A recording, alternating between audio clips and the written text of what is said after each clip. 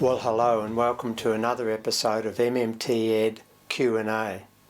Thanks for joining us, and thanks to all of those who keep submitting questions.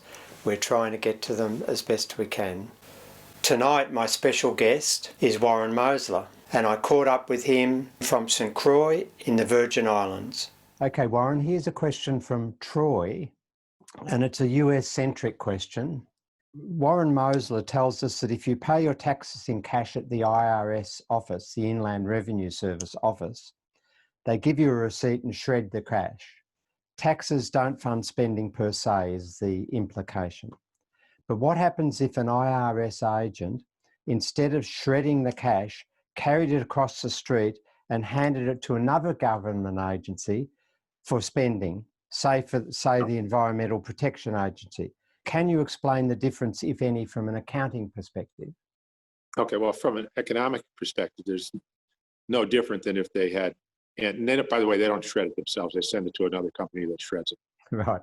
It would make no difference if they shredded it and then took, which they do, and then take fresh bills off the, a different pile and use those for the other agency to spend. So the accounting's exactly the same.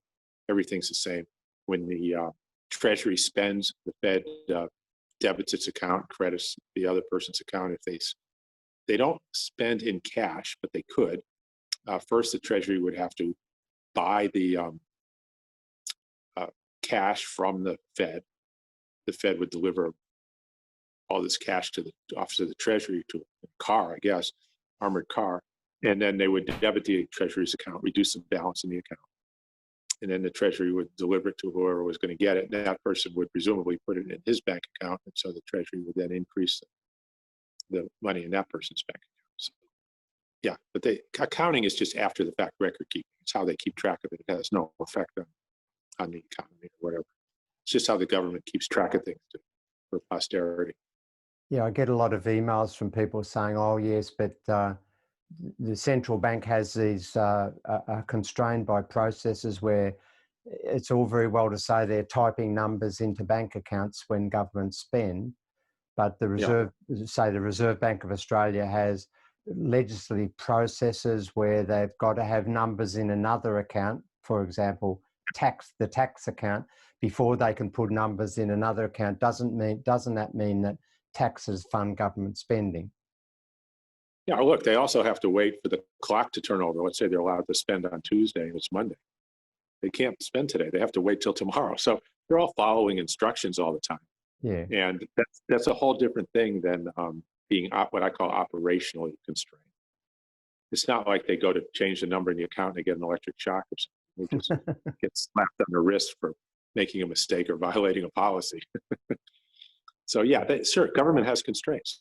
They have budgets. They say we're only going to spend this much on the military. We're only going to spend this much on public health. That doesn't mean not able to spend more if they decided to. That's very different than having to ask somebody else for the money. Yeah. Now, the other thing about shredding the money, I made that point, and the point was made to show that the government is different from the rest of us. It's not to show that you don't need to tax anybody to be able to spend. That wasn't the point of it. It got turned into that. But when I originally came up with it, I said, look, if you don't think there's something different going on, who else, if you give them some money, will send it to a shredder? Not your local government, okay? Not your grocery store. If I give you, $100,000 in cash, you're going to throw it in a shredder? No, but the government does. So the point is that there's something very different going on with government. And the difference is they are spending first and then collecting the money and then throw it away. Now, the place that actually does that would be the football stadium. They sell you a ticket. Might be worth $1,000 to the game. You walk up to the gate, give it to the guy, and what does he do? He tears it up. Why would he tear up a $1,000 ticket? Well, it's used up. It's gone. Everybody knows why he tears up the ticket for the movie theater. So it was just to make that point, the difference between issuer and user. What the government does require are tax liabilities. Without this, the tax liabilities that cause people to become sellers of goods and services, labor, in order to work to get the money. Okay, now the government can hire people, pay them, and then the tickets, the dollars are returned to the government in taxes. So the actual payment of taxes is kind of the last part of the chain. First part is the government wants you to work for the government, so they put a tax liability on it. They create unemployment. They create a person now who needs paid work and can't find it. because the government's the only place for the money to pay taxes. They then go to the government, they get paid, and then they can pay their taxes, and it gets thrown away. So it's just looking at the cycle right way around instead of wrong way. Right, that's good. So, Troy, I hope that answers your question. Okay, that's it for tonight. Thanks very much for joining us. We'll be back next week with more questions and hopefully some more interesting answers.